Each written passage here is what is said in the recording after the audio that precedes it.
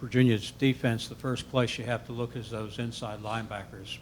A lot of tackles for loss, a lot of sacks, and they really play a big role in their defense. Yeah, it starts with their defensive tackles too. I mean, they're big, long guys. Their front a little bit different than some of the teams that we've played. They're big humans. They're girthy inside guys. They're hard to move. They have great length. The one dude starting at defensive end, number 11, is like a basketball player, is like 6'6", 6'7". So they have length across the board where they could close off gaps, and they do a good job of holding gaps. And they let those two linebackers run through. And they have just enough of a blitz game where they're running those guys in there and making plays.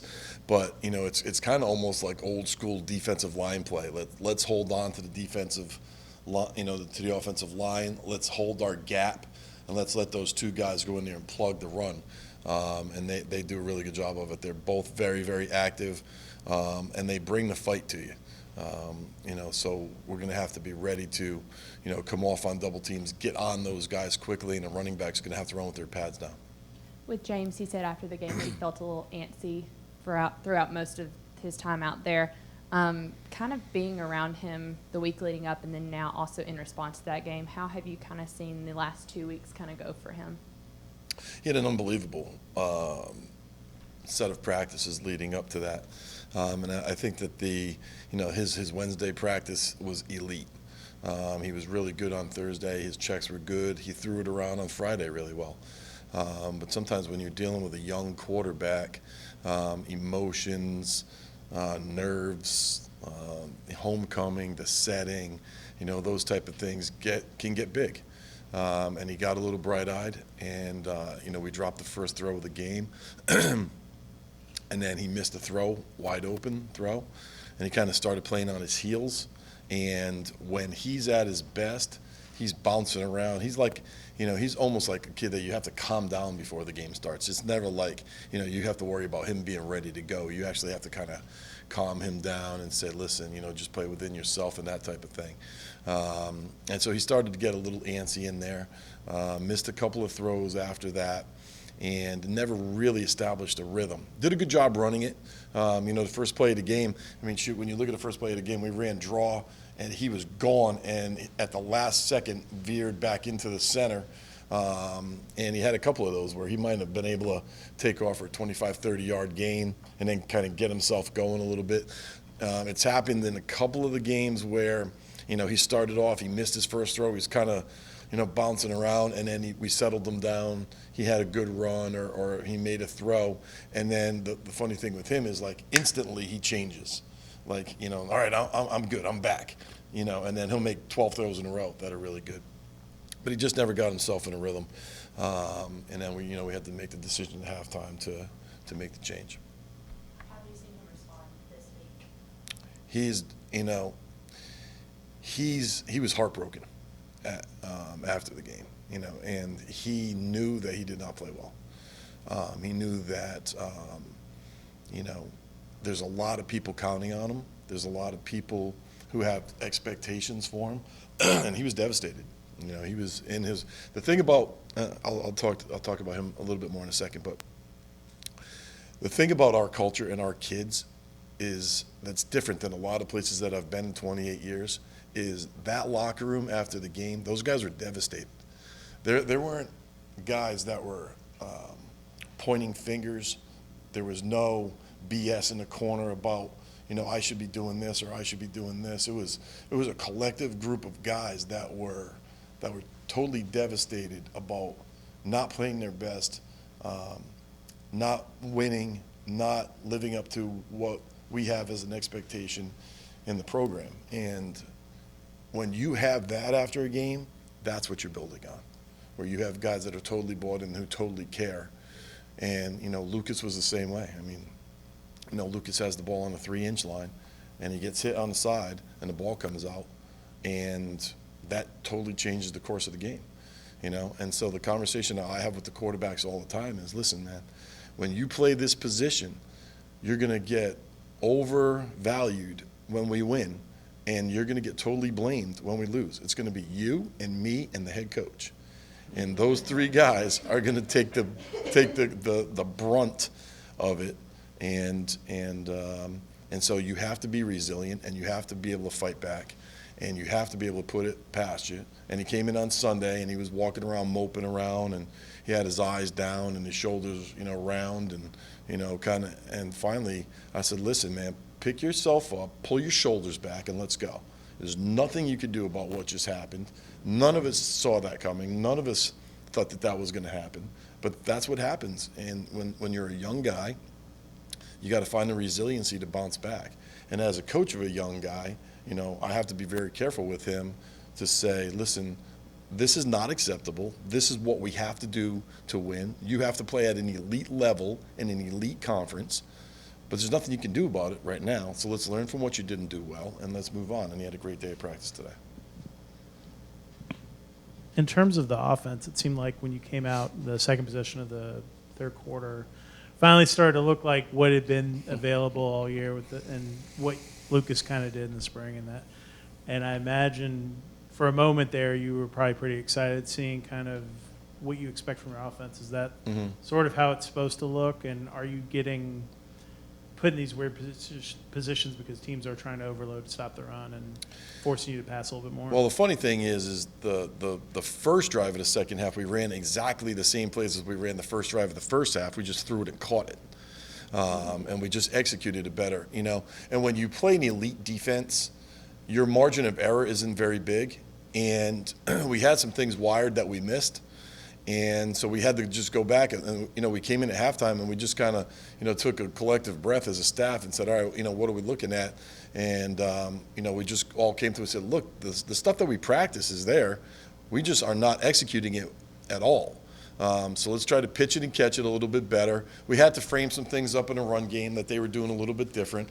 But you weren't going to just go in there and knock those guys around and knock them off the ball and just, run for, 250 yards. That's a really stubborn group of dudes that we were playing against, So you had to make those open throws and you had to, be able to throw the ball a little bit better. And Lucas did that. He did a good job when he came in. He missed a couple throws on the goal line that I think he wishes he had back, or else he wouldn't have got thumped on that last play. But I thought he did a good job just kind of executing the plan and getting back to what we did. But there was a time, that second play, the sandbacker came running in. He pulled it. He threw the roll over to Amarian and hit the RPO. And, so there are some really good flashes in there. I imagine this would be way down the priority list if it were to occur, but is getting Jordan Yates some time, like kind of out there, if we can, I'd like to do it. Yeah, I mean, he's the way that we've broken up our practice reps over the last few weeks is that he's been getting a ton of reps, a ton of looks. So here with Coach Collins, more than anywhere that I've ever been, the second team group gets the same amount of reps as the first team group does. So I'm always like, I want the starting quarterback to get like 90% of the reps, especially with a young guy like James. But Jordan has done a really good job, and he's going to be a really special player. He's got tremendous instincts, and we're trying to find that spot. We had to put him in the one game on the extra point and that type of thing, and the 2-point play. So, he still has 3 games left, and coming down the pike, depending also on the health of what Lucas is doing, you would like to try to get him in there in a game situation and see if he could get his feet wet a little bit, without disturbing the whole flow of the game. It's a really strange dynamic when you have a young guy and you have a young Q that's starting. You know what I mean? So you don't want to do it at the expense of hurting anybody else's confidence. I guess looking back over the last 3 weeks, at the time playing Miami and Pitt and their 2 top 10 defenses, kind of when you're reviewing and everything, what were some things that I guess the 2 different defenses kind of presented that was different from playing Miami, playing Pitt, and kind of how the process goes as far as moving forward and like taking this team, and because Coach Collins said we're constantly learning. This is a step-by-step thing. We're seeing things that we haven't seen before. Correct. What's that process like? So as you look at really the last 3 weeks, including Virginia, they're another top 10 defense, So we've had the pleasure of playing 3 straight great defenses here. Schematically, totally different, and so, we always talk about you have a 1-week plan, and then you wipe the board clean, and we go into my office, we wipe the board clean, and then you start all over again, because the plays that were really good, against a defense like Miami schematically weren't going to work against Pitt, because they just present different issues and different fronts and coverages and that type of thing. And then Virginia, totally different than Pitt. The way that they play their coverage, their fronts, how to attack them, what's your personnel, who's playing well. So, we came in this morning and we presented Virginia, and there's always going to be carryover in your preparation. You just can't be the offense of the week, or run the plays of the week. But you always try to build on the things that you've had. But I heard Coach Collins talk about it earlier. I mean, for some of these guys, they're seeing things for the first time. And, you have to be able to make adjustments, in-game adjustments, so that changed a little bit. I think we've done a good job with that. And the guys, the coaching, the halftime adjustments and the sideline adjustments have been awesome. And, now it's a new preparation, and okay, we have to find this guy, and where does this guy go, and how does this fit, and, what are the plays that we've been successful running, and how can we implement some of those without being predictable. So it's a week-to-week balance of trying to stay true to who you are, but also, for me to say, well, we're not just going to line up at 5 wide receivers and throw it 40 times. These are the things that we're doing good, but we have to be able to show them some of the things that we showed them last week and give them some different looks and some different plays off those same looks. That's just a piece of, coordinating the whole picture. As the passing game has developed over the course of the season, talk about the effect that it has on Amarian Brown and his confidence and his ability as a receiver. I mean, we talk about him all the time, but thank God we got him, He is a very, very difficult matchup, because what ends up happening is if you play man coverage, we're going to try to find him, right? That's not a secret, right? He's a very, very difficult guy to play man-to-man. And then last week, they were playing quarters coverage, right, which is basically man-to-man coverage, but just playing it from 8, 9, 10 yards off. The one that he ran over the top on the touchdown, they were in a totally different coverage than they had been in, that they had practiced. And he just flat ran right by the post safety, and James somehow threw it literally 58 yards in the air over the top of the free safety. I'm not saying that that's how we drew it up. But Amarian has an unbelievable, first of all, he's electric fast, but he has tremendous ability to track the ball. So, I mean, that ball might have been 12 yards inside of him over the top of the free safety, and he looked up and he saw it, and he just ran and tracked it. That's a rare gift for a wide receiver. A lot of guys that are his size and playing in this league can run and have great quicks and can run, but your ability to find the ball in traffic and use your body and believe in your hands and catch the ball with your hands has been awesome. That's the thing that you don't know until you get a guy. You can put him on a clock and you can watch him catch and skelly, but when he has to go track a ball 30, 40, 50 yards down the field, that was special. So I think that's been a huge part of his development. And James, he knows when it's one-on-one. That's kind of a safety blanket. I can get the ball out there to him. Couple quick ones, Kelly and Rod.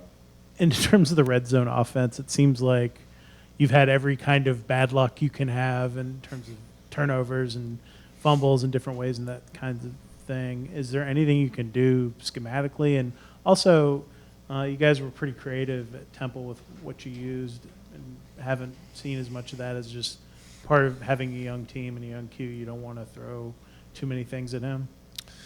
Well, one part of it is, what do they do defensively in the red zone? That's a big piece of it. They were not a blitz team, and if you spread out, they spread out. So you were going to, create running lanes because they don't blitz you in the red zone. And if you went out there in 3 or 4 wides, which we ended up in, they were going to spread out and just play their base defense with no blitz. So you had chances to be able to run the ball and, throw a couple of the pick plays that we had wired for them, that we actually hit during the game, they just played their same defense. So the same plays were basically the same. And we had worked on the Q draw play, all week.